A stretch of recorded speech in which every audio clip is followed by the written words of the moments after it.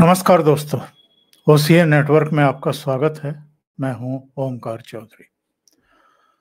पिछले 10 दिन में कितनी बार तबीयत ऊपर नीचे हुई है, अब ये तो खुद एकनाथ शिंदे को भी याद नहीं होगा। दिल्ली आने से पहले भी, अमित शाह से मुलाकात करने से पहले भी 2-3 दिन तक की खामोशी, आने से एक दिन पहले प्रेस ब्रीफिंग जिसमें कहना कि जो मोदी जी और अमित शाह जी तय करेंगे वो मुझे मंजूर होगा, मुझे बीजेपी का चीफ मिनिस्टर भी मंजूर होगा।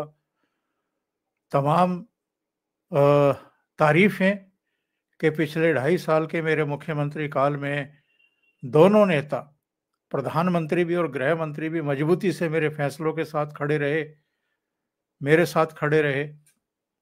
और आपको याद होगा जब ये नए-नए चीफ मिनिस्टर बने थे, तो ये शुरू की सारी प्रेस कॉन्फ्रेंस में देवेंद्र फडणवीस के त्याग की भी प्रशंसा करते थे, भूरी-भूरी प्रशंसा करते थे कि साहब फडणवीस साहब ने जो है मुझे मुख्यमंत्री एक्सेप्ट किया, मुझे मुख्यमंत्री बनाने में जो है उनका योगदान है।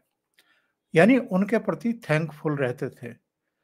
लेकिन दिल्ली में जो ढाई 3 घंटे की बैठक हुई अमित शाह के साथ, तो शिंदे साहब को तमाम चीज़ों का और वस्तु स्थिति का, बदली हुई परिस्थितियों का बहुत अच्छे तरीके से आभास हो गया था। इसलिए वो मुंबई लौटने के बजाय अपने गांव चले गए, सतारा जिले में, और वहां 3 दिन रहे। तरह तरह की सूचनाएं आती रही, तबीयत खराब है। अब तबीयत को हुआ क्या था, फिर डॉक्टरों की एक टीम भेजी गई। डॉक्टरों की टीम भेजे जाने के बाद फिर जानकारी मिली कि वो मुंबई लौट रहे हैं, पर फिर भी मुंबई नहीं लौटे हैं, ठाणे पहुंच गए, अपने गृह जनपद पहुंच गए, गृह आवास पहुंच गए। अब पिछले कुछ दिनों से वो वहीं पर थे। एक बार बीच में उनकी तरफ से बयान भी आए, साफ सफाई देने की कोशिश की गई। लेकिन ये बीमारी क्या थी, इसके बारे में उनके समर्थकों से जानकारी मिलती रही, मीडिया के जरिए, उनके बयानों के जरिए। संजय सिरसाट हों या आपके दीपक केसरकर हों, उनकी तरफ से जिस तरह के बयान आते रहे, उससे पता चलता रहा कि बीमारी की मूल वजह क्या है।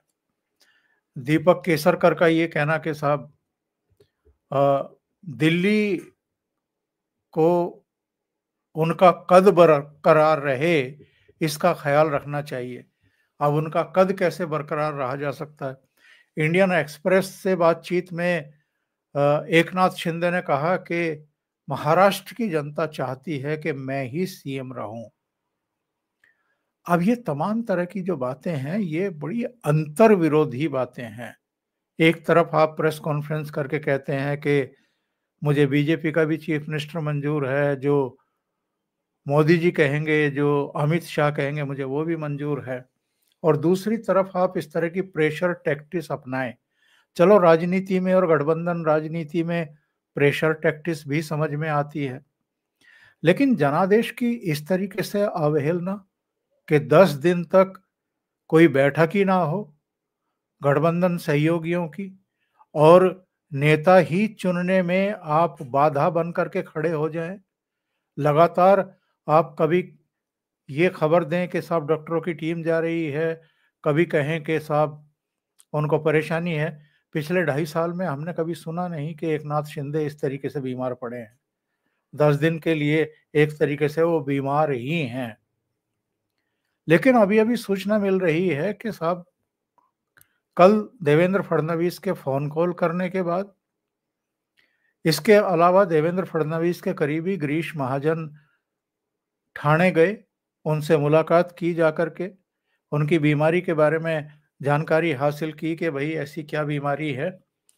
और अमित शाह ने जो अजित पवार को दिल्ली बुलाया, जिसमें तटकरे भी थे और प्रफुल्ल पटेल भी थे। तो ये 2-3 घटनाएं, इसके अलावा 2 घटनाएं और।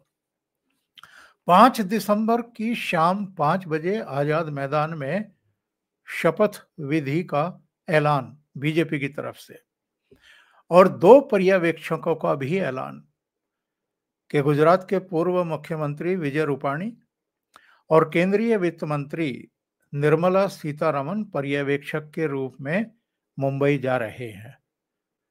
विजय रूपाणी तो आज शाम को ही मुंबई पहुंच रहे हैं और निर्मला सीतारमन कल सुबह पहुंच जाएंगे। 10 बजे भारतीय जनता पार्टी विधायक दल की बैठक है। जाहिर है उसमें देवेंद्र फडणवीस को विधायक दल का नेता चुन लिया जाएगा, यानी मुख्यमंत्री पद का चेहरा उनको बीजेपी अपनी तरफ से घोषित कर देगी, फैसला कर देगी, और विधायकों की मोहर लगनी है। बाकी सारी चीजें तो तय ही हैं। इसके बाद अब इनके सामने चारा क्या था?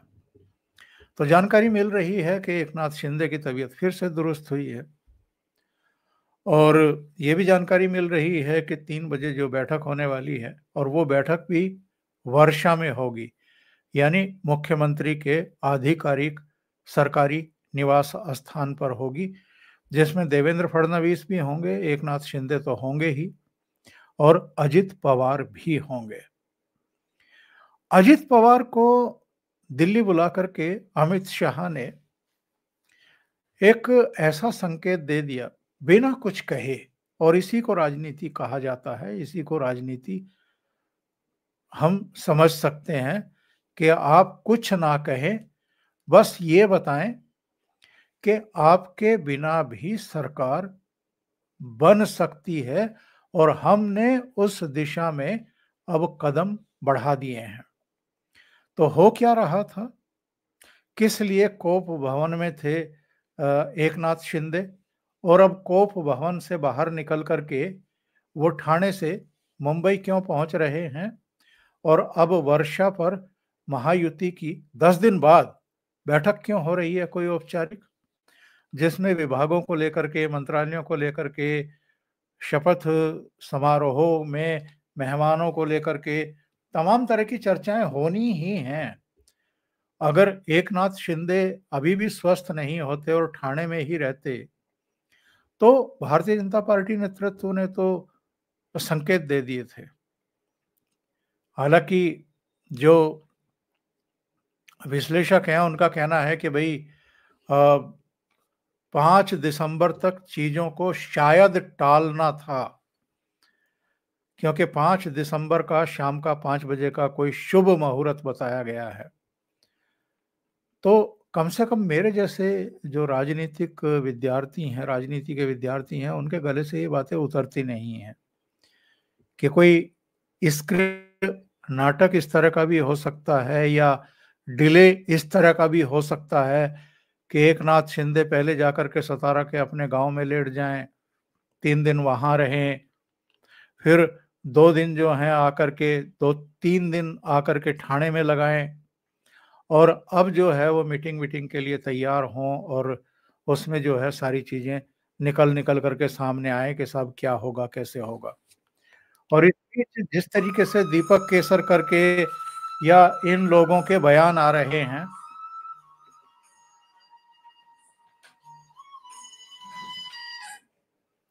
जिस तरीके से इन लोगों के बयान आ रहे हैं, दीपक केसर करके, संजय सिरसाट के, और जो कभी उप मुख्यमंत्री पद के साथ साथ जो है गृह मंत्रालय की बात कर रहे हैं, ये सब क्या है? फिर ये प्रेशर टैक्टिक्स ही थी एक तरीके से, कि हर हाल में वो गृह मंत्रालय अपने पास रखना चाहते थे, और देवेंद्र फडणवीस या भारतीय जनता पार्टी का नेतृत्व इसके लिए तैयार नहीं था, क्योंकि अतीत में हम देख चुके हैं कि गृह मंत्रालय जिनके हाथ में आया, 2.5 साल जो उद्धव ठाकरे की सरकार थी, अब जरा उसका उदाहरण देख लीजिए, उसकी घटनाएं देख लीजिए, बल्कि मैं तो दुर्घटनाएं कहूंगा।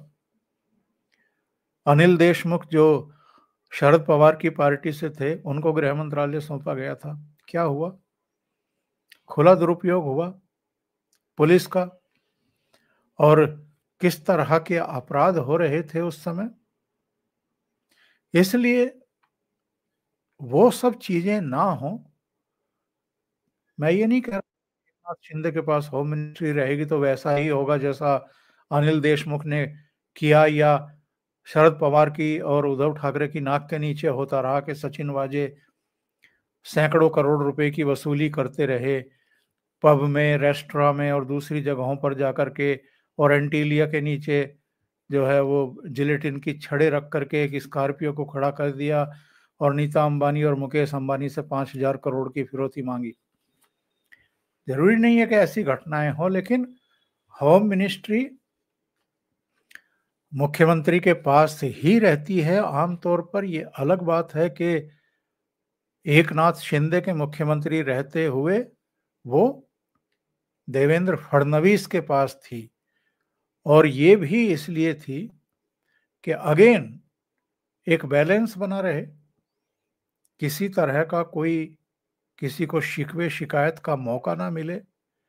और 5 साल जब मुख्यमंत्री थे देवेंद्र फडणवीस 2014 से 2019 के बीच में, तब भी उन्होंने कोई पुलिस का बेजा इस्तेमाल नहीं किया है, दुरुपयोग नहीं किया है, कोई डग्गेमारी नहीं करवाई है पुलिस से और प्रशासन से।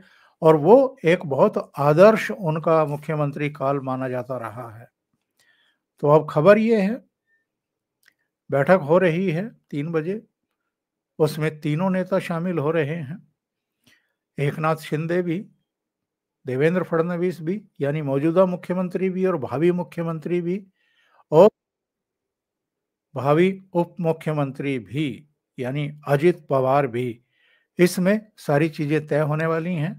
कल सुबह विधायक दल की बैठक होगी, उसके बाद महायुति के विधायक दल की बैठक होगी। दोनों में देवेंद्र फडणवीस को मुख्यमंत्री चुन लिया जाएगा।